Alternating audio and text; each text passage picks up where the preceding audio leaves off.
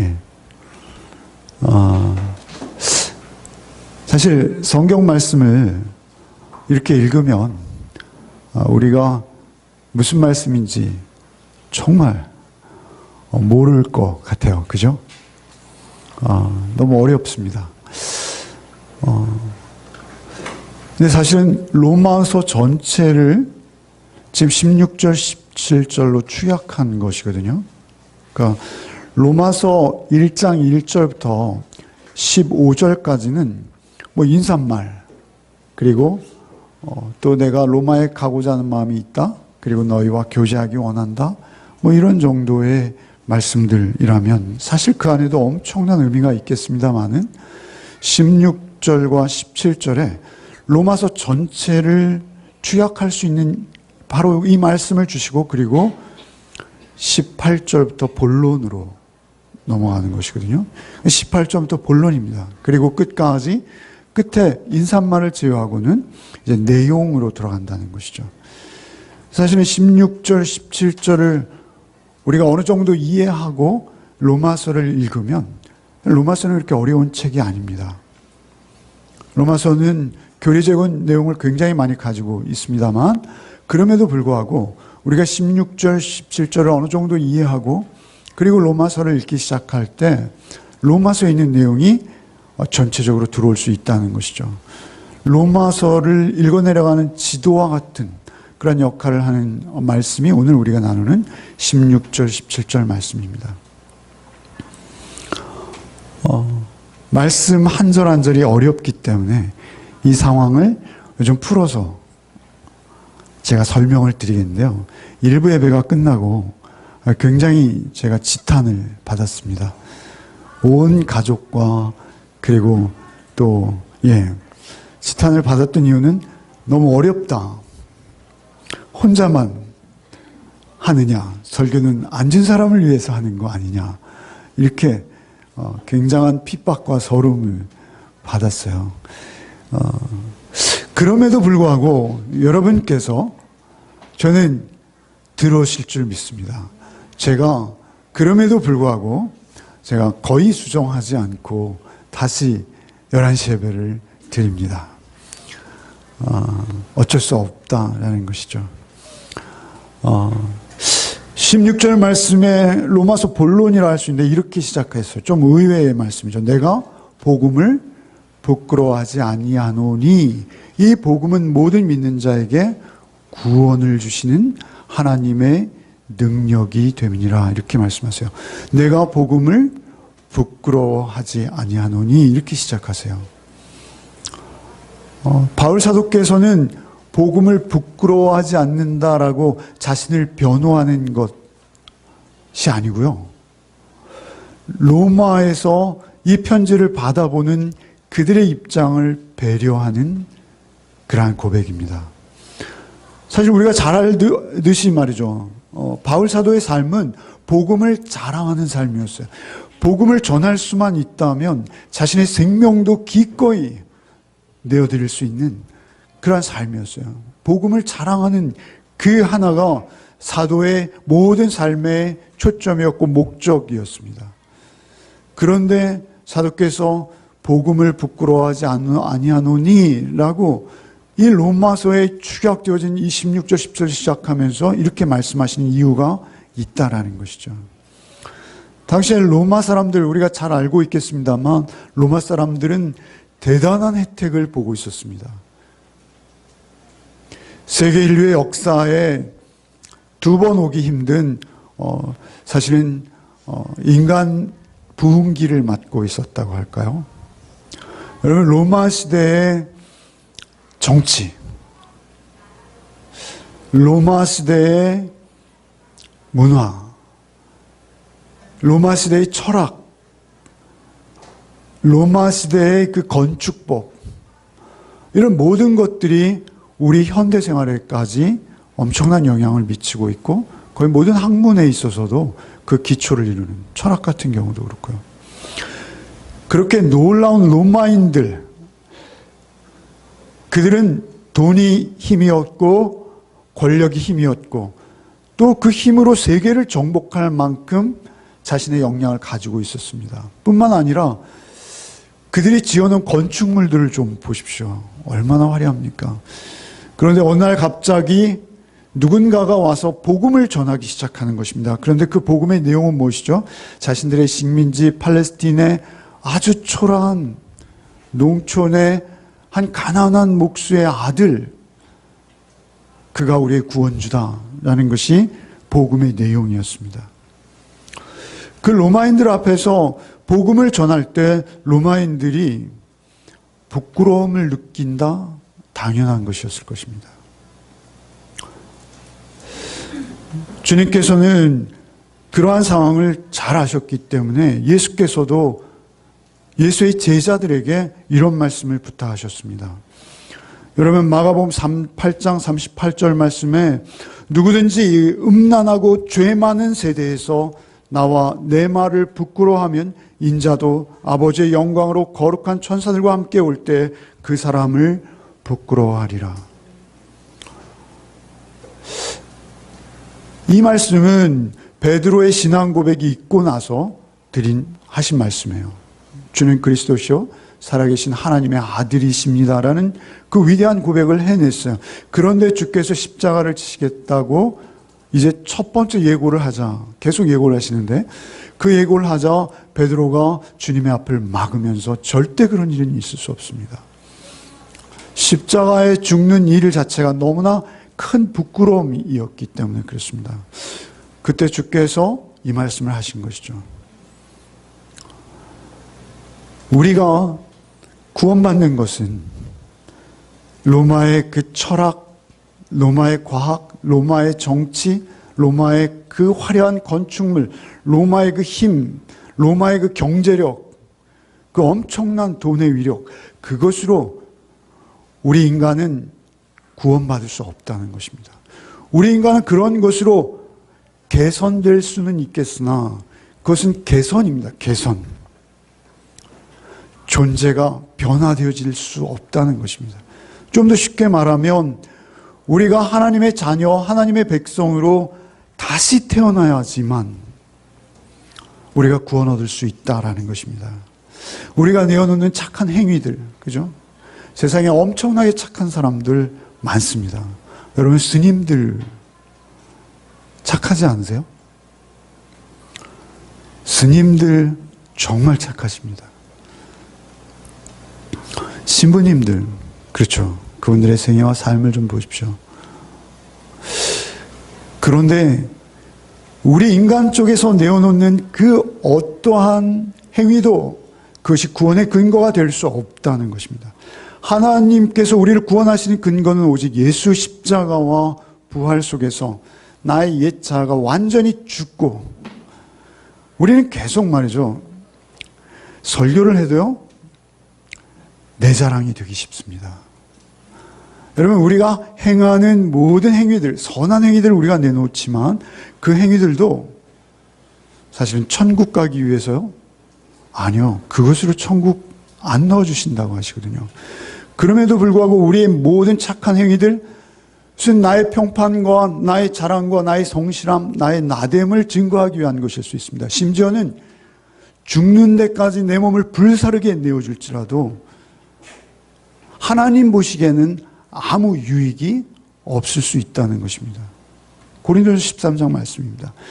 그것이 몸을 불사르게 내어주는 행위일지라도 하나님 보시기에는 아무 가치 없다는 것입니다.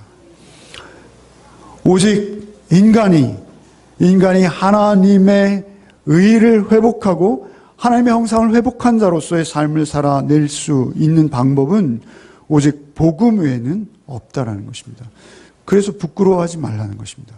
내가 복음을 부끄러워하지 않으니, 이 복음은 모든 믿는 자에게 하나님의 능력이 된다라는 것입니다. 복음만 하나님의 능력이 된다는 것이죠. 복음이 우리를 변화시킬 수 있고 우리를 구원해 내실 수 있다는 것이죠. 아무리 저들이 조롱하고 비웃어도 오직 유일한 처방은 십자가에 우리의 옛 자아가 죽고 우리의 그토록 이기적이고 나밖에 모르는 우리의 품성이 하나님의 의로우심으로 변화되어지는 길, 그 의로우심을 살아낼 수 있는 길은 오직 십자가와 부활밖에 없다라는 것입니다. 바울 사도는 잘 알고 계셨어요. 복음을 그들이 어떻게 받을지 잘 알고, 심지어는 로마인들뿐만 아니라 유대인들도 복음을 부끄러워할 수 있다라는 것을 사도는 잘 아셨어요. 아니, 부끄러워하고 있다라는 것을 아셨어요. 고린도전서 1장 18절 말씀에 십자가의 도가 멸망하는 자들에게는 미련한 것이요 구원을 얻는 우리에게는 하나님의 능력이라. 23절에 우리는 십자가에 못 박힌 그리스도를 전하니 유대인에게는 꺼리는 것이요 이방에게는 미련한 것이로되. 십자가의 복음이 그들에게는 미련해 보인다라는 것이죠. 그러나 하나님께서 우리를 구원해내시는 방법은 오직 십자가에 내가 죽는 길밖에 없었어요. 죽지 않고는 다시 살 수 없었어요. 그래서 주님께서는 십자가에 죽으신 것이죠.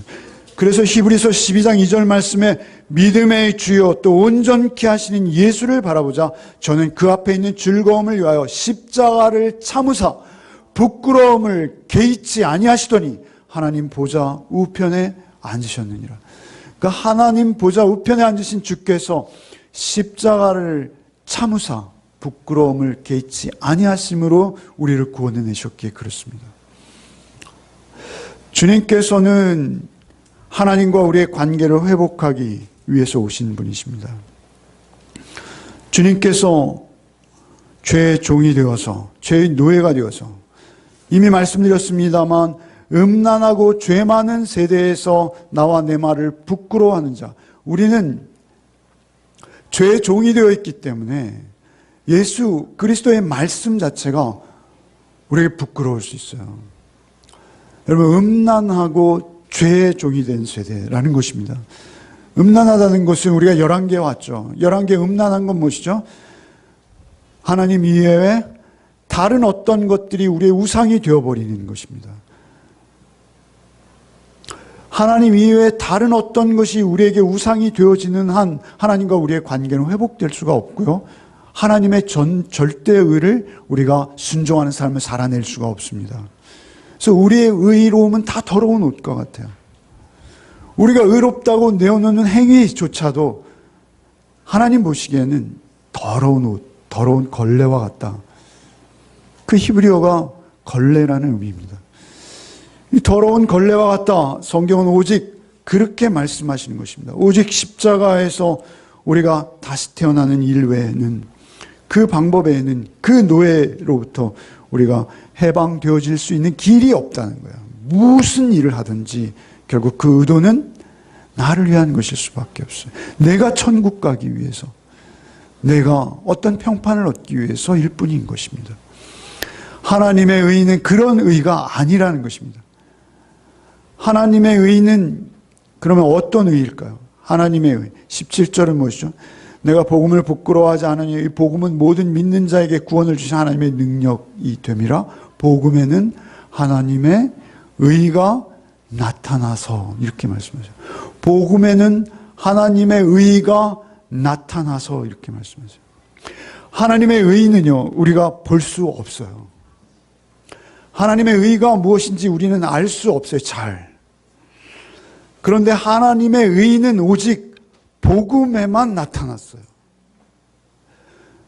십자가에 죽고 다시 사신 예수께만 하나님의 의로우심이 나타났어요. 그래서 세상 사람들은 그것을 볼 수도 없고 의식할 수도 없고 정의 내릴 수도 없어요. 여러분, 수년 전에 정의란 무엇인가? 라는 책이 나왔었어요. 하버드 교수가 썼던. 참 재밌게 읽었습니다. 저도 정의에 대해서, 하나님의 성품이 의이시잖아요. 그래서 그 의가 무엇인지에 관심이 있던 저는 그 두꺼운 책을 밑줄그면서 읽었습니다. 근데 제가 무지하고 제가 이해력이 부족해서 그런지 그 책을 읽고 저는 의로움이 더 혼란스러워졌어요. 의라는 게. 그들이 말하는 사회적 정의, 법률적 정의, 상황적 정의, 그것이 더 어려워지더라고요. 제가 오래전에 읽어서 희미하지만 기억에 남는 그 안에 예화가 있더라고요. 일화가 뭐였냐면 미군이 말이죠.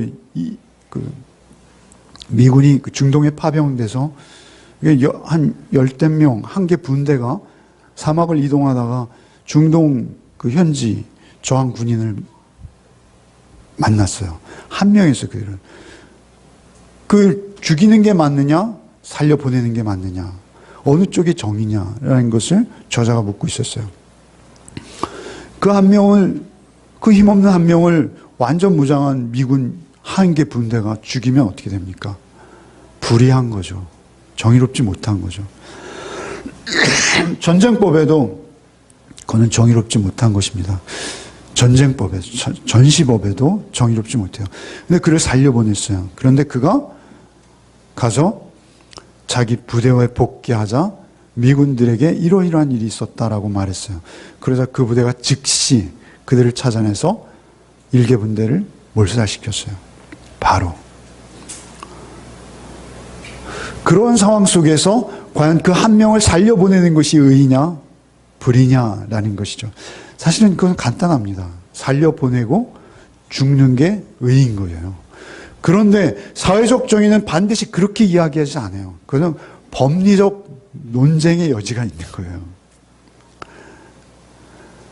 사회 정의나 어떤 우리가 말하는 정의라는 것, 의. 우리가 말하는 안중근 의사는 우리에게는 의인이지만 다른 입장에서는 테러리스트가 될 수 있다는 것이죠. 우리에게 있어서 늘 의라는 기준은 왔다 갔다 합니다. 그런데 성경에서 말하는 의인은 무엇이죠? 성경에서 말하는 의인은 말이죠. 하나님과 우리의 관계입니다. 하나님과 우리의 관계예요. 그래서 나의 인격과 성품이 어떻다라는 것이 아니라 하나님만 의이십니다를 인정하고 그 하나님의 완전한 의 앞에 나를 굴복시키는 것. 그것이 성경에서 말하는 의입니다. 그래서 우리가 의롭다, 불의하다라는 건 무엇이냐면 하나님과 나와 관계 맺고 있다는 게 의로운 것이고 하나님과 나와 상관없다라는 것이 불의인 것입니다. 그래서 하나님께서는 하나님의 심판대 앞에서 우리가 하나님을 알고 순종했는가로 구원해내시는 것입니다. 그리고 우리가 불의하고 하나님과 관계없고 하나님과 아무 상관없는 자라면 하나님은 당연히 우리를 심판하실 수밖에 없는 것입니다. 그래서 의는 불의와 대립하는 것입니다. 근데 그 의와 불의는 어떤 하나의 행위의 문제가 아니라 우리는 의를 드러내고 의를 행하며 살기 원하지만 우리는 그렇게 못 살아요. 그래서 이 17절 말씀, 복음에는 하나님의 의가 나타나서 믿음으로 믿음에 이르게 하니 오직 의인은 믿음으로 말미암아 살리라 함과 같으니라. 이 말씀을 통해서 우리에게 주시는 이 말씀을 어려운 한자 수고로 뭐라 하십니까? 이신층의라고 하는 것입니다. 이신층이라는 것은 무엇입니까? 내가 하나님을 믿으면, 예수 그리스도를 믿으면 하나님께서 그 믿음을 보시고 우리를 의롭다고 선언해 주시겠다. 이 말씀이 이신층이라는 네 글자로 표현되는 표현이에요. 이신층이라는 이신이라는 것은 믿음으로 칭의, 의롭다함을 일컫겠다. 이런 말씀이에요. 그러니까 17절 말씀이죠. 복음에는 하나님의 의가 나타나서 믿음으로 믿음에 이르게 하여 오직 의인은 믿음으로 말미암아 살리라 함과 같으니라 라는 이 말씀 안에는 이신칭의로 요약되는 의미가 있는 것이죠. 여기서 칭의라는 칭이라는 이 한자어, 우리를 의인이라 불러주겠다라는 말씀은 우리가 의로워서 의인이라 하는 것이 아니라 하나님과 우리의 관계가 회복되어진 것, 그것으로 우리를 의롭다고 인정해 주시는 거예요. 의로워서 우리를 천국에 들여보내주는 게 아니에요. 예수를 믿고 우리의 존재, 우리의 삶의 태도의 변화를 경험한 자에 대해서 하나님이 의롭다라고 선포해 주시는 거예요. 하나님의 심판 앞에서. 법정적 용어입니다. 영원히 너는 의로와라고 우리의 죄를 간과하시고 우리의 죄를 보지 않으시고 우리의 죄를 예수께서 다 십자가에 처리하셨다라고 인정해 주시고 우리를 의롭다 하고 아버지의 나라로 우리를 맞아주시는 거예요. 그게 이신칭의입니다. 그런데 그 하나님의 의의가, 그 의의가 인간의 의의가 아닙니다. 하나님의 표준과 하나님의 본성과 관계된 의의예요. 그래서 하나님과의 관계가 회복되어진 자에게 문득문득 드러나는 의의로움, 그것을 말하는 것입니다. 그런데 그 의의를 나타냈다 이렇게 표현하세요. 복음에는 하나님의 의의가 나타나서, 이 말씀 중요해요. 그 의의, 하나님의 의의, 하나님과 우리를 다시 관계 맺게 하고 하나님을 나의 구주로 고백하는 하나님의 백성, 하나님의 자녀로 살게 하는 그 의의는 예수 그리스도, 복음에는 하나님의 의의가 나타나서, 하나님의 의의는 말이죠, 예수이세요. 예수가 하나님의 의의신 거예요. 복음에는 하나님의 의의가 나타나서, 그러니까 예수께서 십자가에 죽고 부활하심으로 하나님의 의의는 십자가 위에서 나타난 거예요.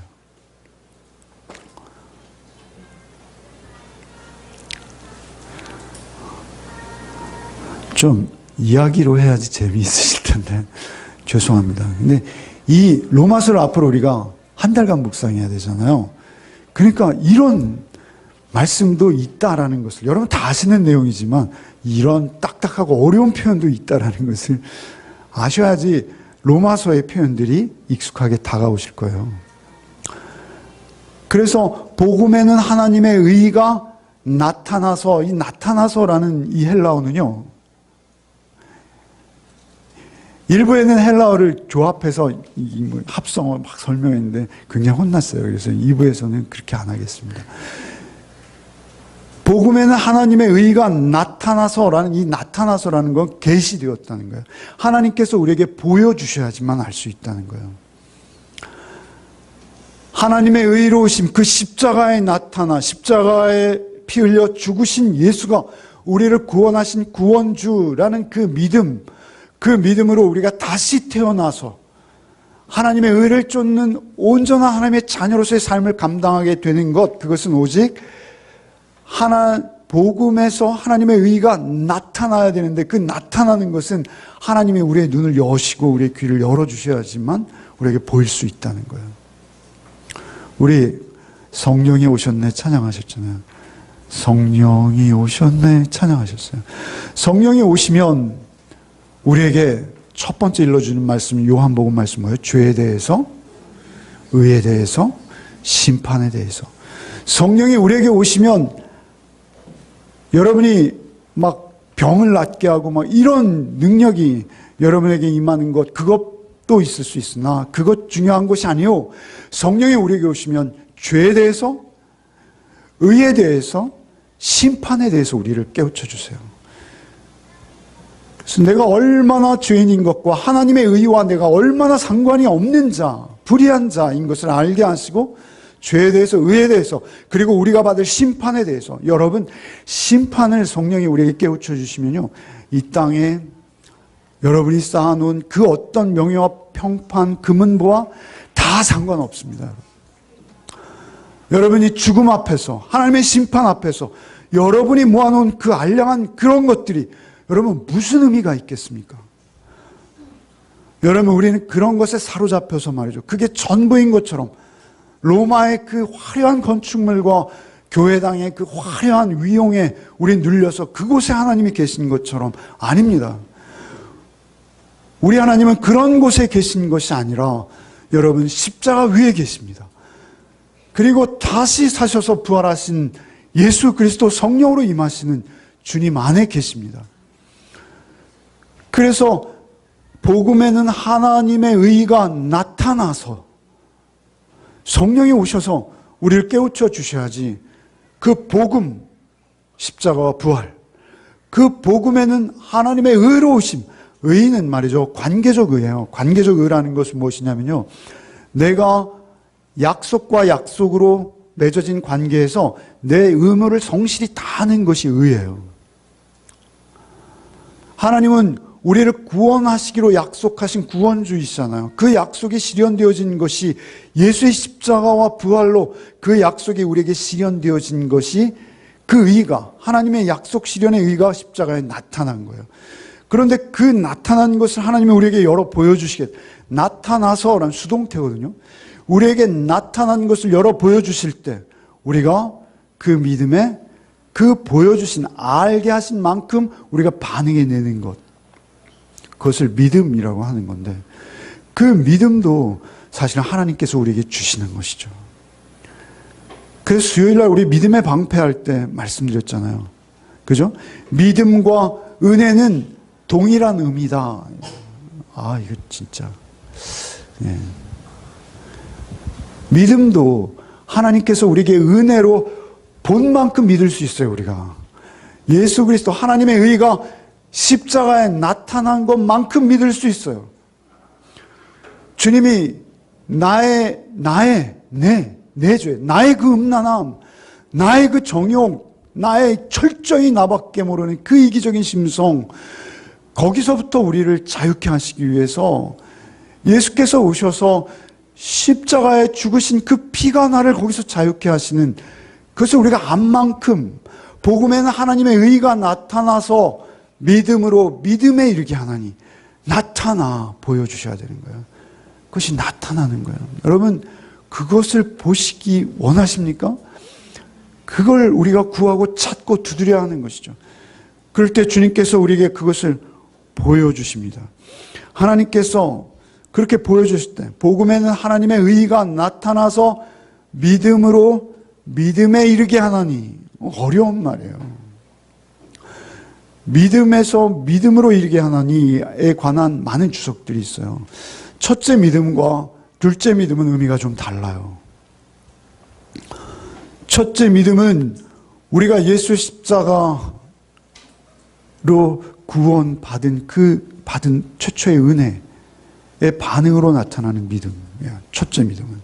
믿음으로 믿음에 이르게 하나니라고 할 때 그 두 번째 믿음은 우리가 그 은혜를 받고 우리의 삶을 살아갈 때 그 은혜를 받은 자가 맞다면, 분명히 그 복음에 나타난 하나님의 의를 본 자가 맞다면, 그 믿음이 우리 안에 한 자락이라도, 아니 겨자씨만큼이라도 우리 안에 싹트기 시작한 게 맞다면, 우리의 삶 속에 그 믿음의 반응으로 인해서 드러나는 어떤 성도만의 특징 지어지는 삶의 모습,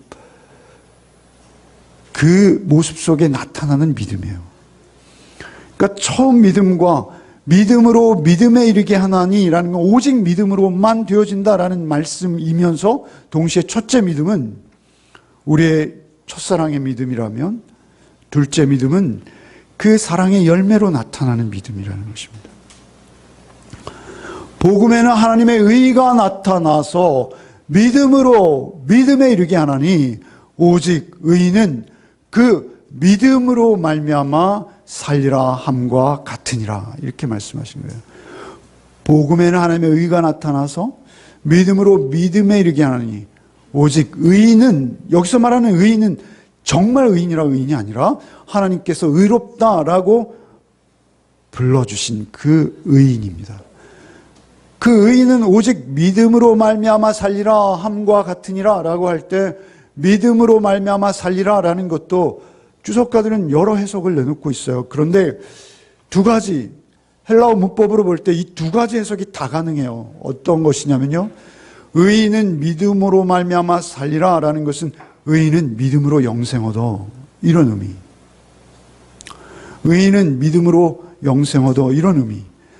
또 다른 의미는 의인은 그 믿음이 싹트기 시작했기 때문에 그 삶의 상황 속에서 믿음을 자양분으로 삼아서, 믿음을 그 뿌리로 삼아서 그 믿음의 고백들을 자신의 선택과 판단과 삶의 상황 속에서 드러내면서 살아가게 돼, 이런 의미가 있다는 것입니다.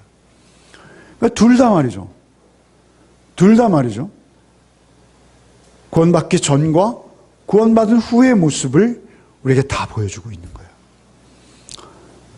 그래서 오직 의인은 믿음으로 말미암아 살리라 함과 같으니라, 이렇게 말씀하신 거예요.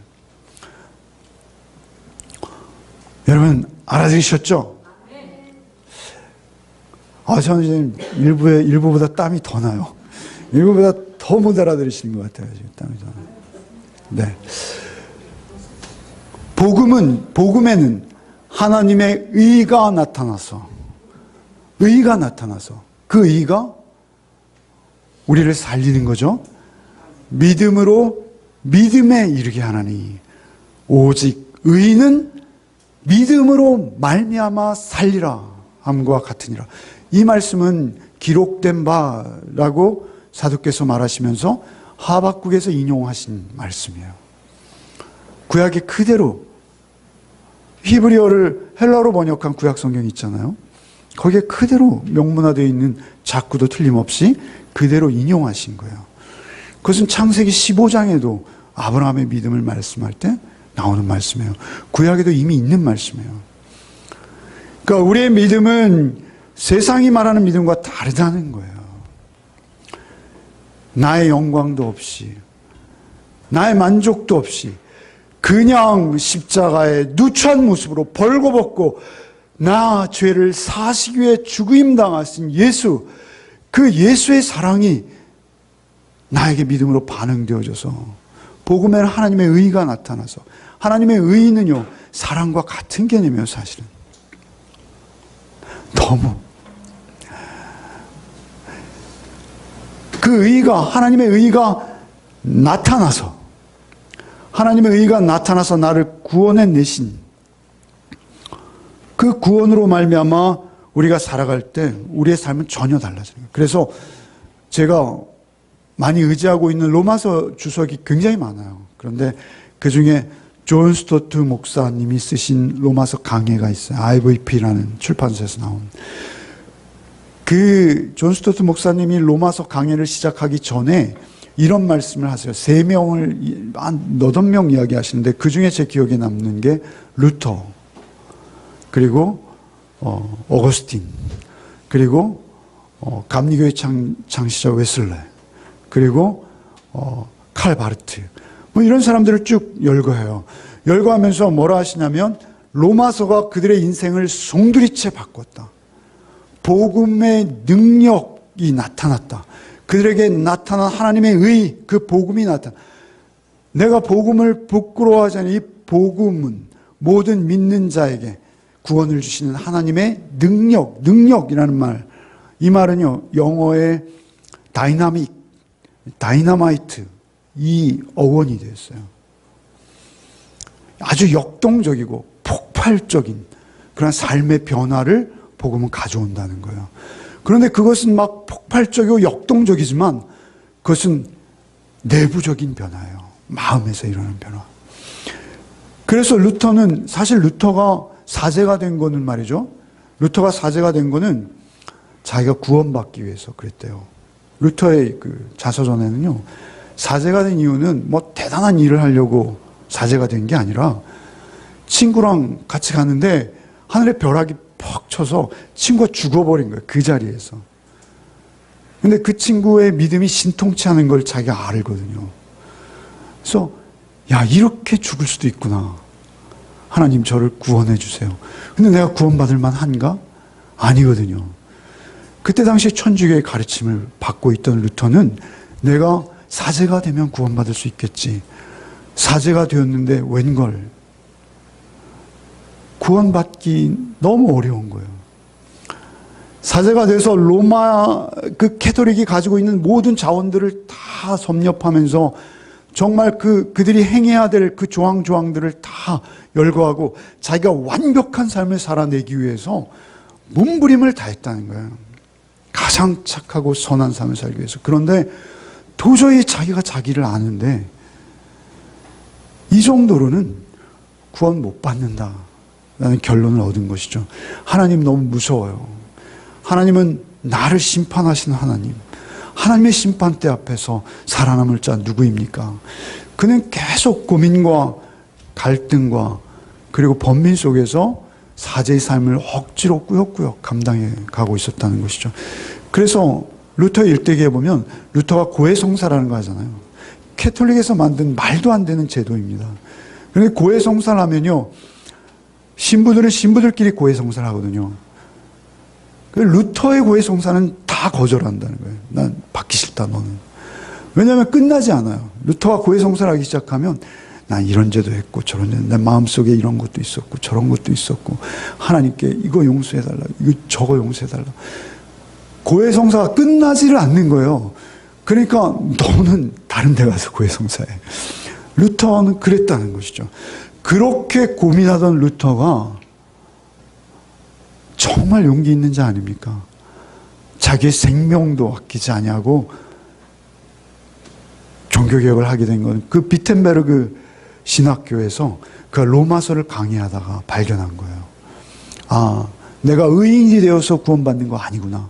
내가 의인이 되어서 구원받는 거 아니구나. 의인이 되어서 구원받을 수 있는 방법은 없구나. 오직 복음에 나타난 하나님의 의, 예수 십자가와 부활에 나타난 그 의를 보시고 우리를 의롭다고 칭해 주시는 거구나. 우리가 의롭지 못한데도 하나님이 우리를 의롭다고 인정해 주시는 오직 말씀으로, 오직 은혜로 우리가 구원받는 거구나. 그래서 오직 말씀, 오직 은혜, 오직 성경으로 종교개혁을 일으킨 것이죠. 루터가 그랬고요. 그런가 하면 어거스틴은 우리가 잘 아는 대로 굉장히 자질이 뛰어났지만 아주 주색잡기와, 그래서 그 동네에 있는 모든 몸을 파는 여인들이 어거스틴이 지나가면 오늘 안 와? 뭐 이랬대잖아요. 그냥 농담으로. 그런 어거스틴 엄마의 기도로 그가 변해되어지지만 결국 그가 변화된 것은 뭐예요? 말씀의 능력이에요. 말씀이 그를 사로잡은 거예요. 그러니까 종교개혁도 루터가 한 게 아니라니까요. 종교개혁은 로마서가 한 거예요. 더 정확히 말하면 종교개혁은 하나님의 말씀이 준비된 한 영혼을 사용하시기 시작한 거예요. 그래서 종교개혁이 우리에게 이르는 것이죠. 모든 성현들이 그래요. 그런데 그런 성현들의 삶만 그런 것이 아니에요.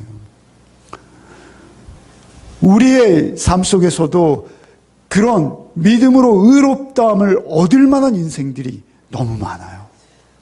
그렇지 않아요? 여러분들의 어머니, 그죠? 여러분들의 아버지가 그런 경우는 참 보기 드물어도 아버지가 말씀의 가장이 되면 얼마나 축복이겠어요. 그죠? 그렇게 하나님의 의로 바로 선 그들을 통해서 이 땅에 작은 하나님의 나라들이 임하는 거예요. 여러분의 가정에서도, 여러분의 삶 속에서도 거기에 하나님의 영광이 드러나는 거예요. 하나님의 의로우심이 하나님의 영광이에요. 그런데 그 영광이 그의 삶 속에서 구체적으로 믿음으로 믿음에 이르게 하는 하나님의 은혜로 그의 삶의 정황 속에서 그 믿음이 문득문득 보이는 거예요. 그걸 볼 때마다 얼마나 영광스럽고 아름다운지. 그것은 사람이 할 수 있는 것이 아니라는 것이죠. 그 안에 의로움이 나타난 거예요. 루터가 한 게 아니라는 거예요. 그것은 웨슬레가 감리교를 창시한 게 아니라는 거예요. 그것은 어거스틴이 그토록 놀라운 삼위일체의 교리를 그가 진술해 나간 게 아니라는 거예요. 하나님께서 말씀으로 그들을 붙드시고 인도하셨다는 거예요. 우리도 그렇게 한 만큼 복음에는 하나님의 의가 나타나서 하나님의 복음에 여러분 집중하시고 십자가를 바라볼 때 여러분 안에 그 하나님의 의가 나타나게 될 줄 믿습니다. 그러면 여러분도 여러분의 자녀, 여러분의 배우자, 여러분의 부모님들 그 사이에서 하나님의 영광, 하나님의 말씀의 그 말씀됨을 여러분 드러내는 삶을 사시게 된다라는 사실입니다.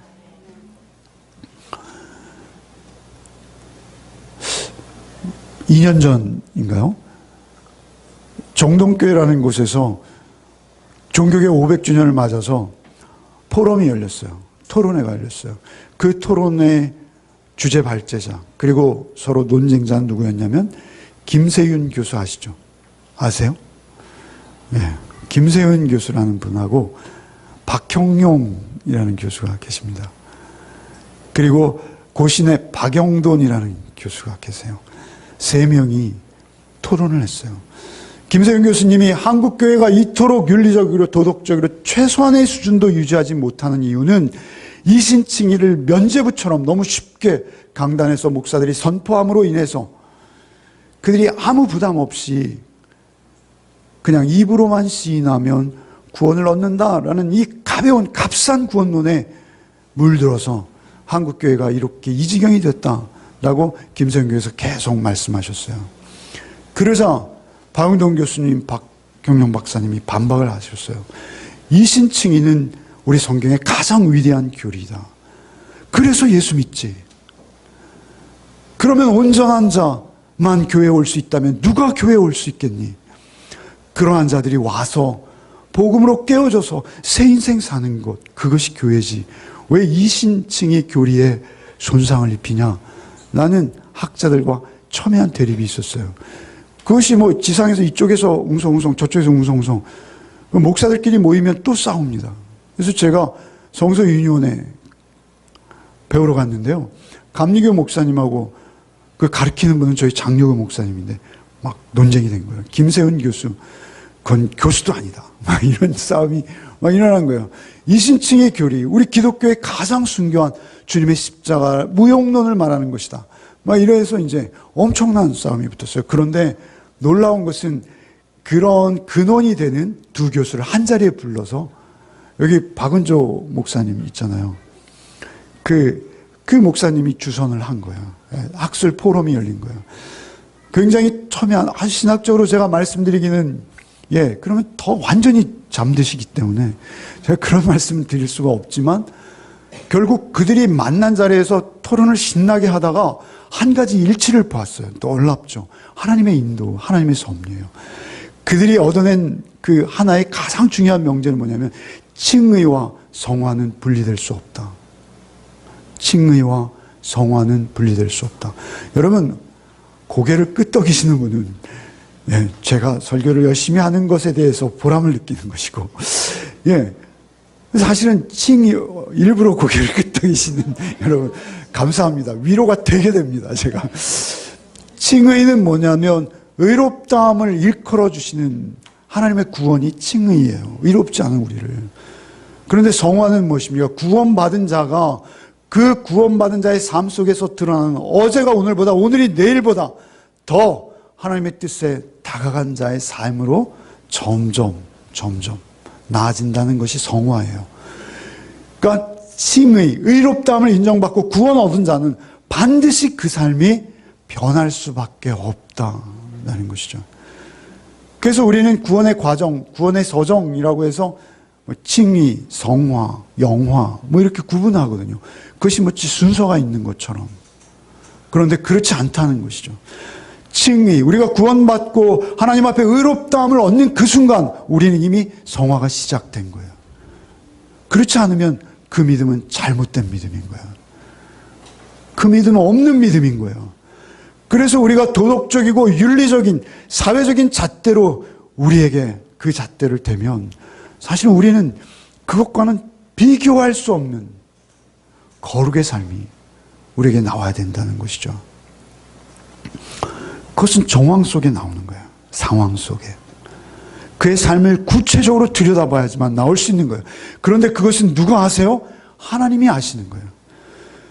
그래서 우리는 누가 어떻게 보든 누가 어떻게 인정하든 하나님 앞에서 그 심판대 앞에 오직 예수로만 구원 얻기에 나의 옛 자아를 점점 죽이고 좁은 문 좁은 길을 가면서도 기쁨으로 찬송하면서 믿음이 이기네. 죄와 사망이 나에게 더 이상 왕노릇할 수 없으니 오직 예수만 나의 왕이 되십니다. 를 고백하면서 살아가게 되는 것이죠. 그 성화는 구원과 뗄 수 없는 거예요. 그런데 구원과 칭의와 성화는 분리될 수 없다는 그 의견에 둘이 일치한 거예요. 그러면 결국 누가 맞는 거예요? 근데 김세훈이 맞다라고만 할 수도 없어요.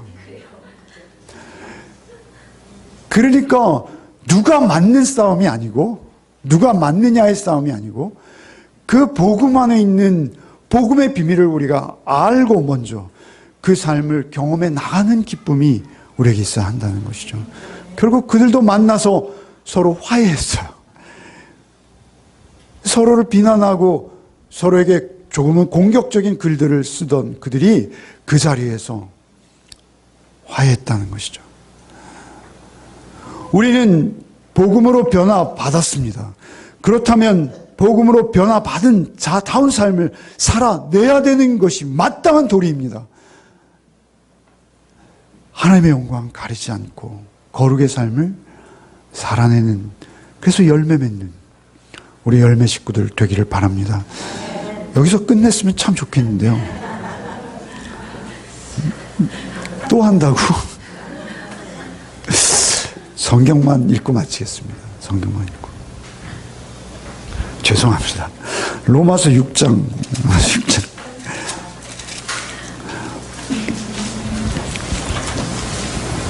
로마서 6장만 한번 펴겠습니다. 로마서 6장. 17절, 18절 한번 읽어보겠습니다. 같이 읽겠습니다. 하나님께 감사하리로다. 너희가 본래 죄의 종이더니 너에게 전하여 준 바 교훈의 본을 마음으로 순종하여 죄로부터 해방되어 의에게 종이 되었느니라. 이 말씀에서도 뭐예요? 죄의 종이더니 너희가 전하여 준 바 교훈의 본을 마음으로 순종하여, 예수 십자가의 복음의 도리를 마음으로 순종하여 죄로부터 해방되어 의의 종이 되어. 죄로부터 해방되는 게 칭의예요. 의에게 종이 되는 것이 성화예요. 함께 있어요. 함께 움직이고 있는 거예요. 여러분 19절도 한번 읽어보겠습니다. 19절. 너희 육신이 연약함으로 내가 사람의 예대로 말하노니 전에 너희가 너희 지체를 부정과 불법에 내어줘 불법에 이른 것 같이 이제는 너희 지체를 의에게 종으로 내어줘 거룩함에 이르라. 전에는 불법에 내어주어 불법에 매어 종 노릇했는데 이제는 너희 지체를 의에게 종으로 내어주어 거룩함. 여러분 거룩은요 구원받은 성도에게 있어도 되고 없어도 되는 게 아니에요. 거룩은 기독교의 최고의 명제예요. 우리가 세상의 죄로부터 구별되어져서 따로 구별된 성도가 된 것, 그 거룩인 거예요. 죄와 싸울 수 있게 되었어요, 이제 우리는. 그래서 뭐예요? 거룩함에 이르는 것. 이게 성화잖아요. 그죠? 19절에도 칭의와 성화가 동시에 나와요. 그렇죠? 22절 한번 보시죠. 22절.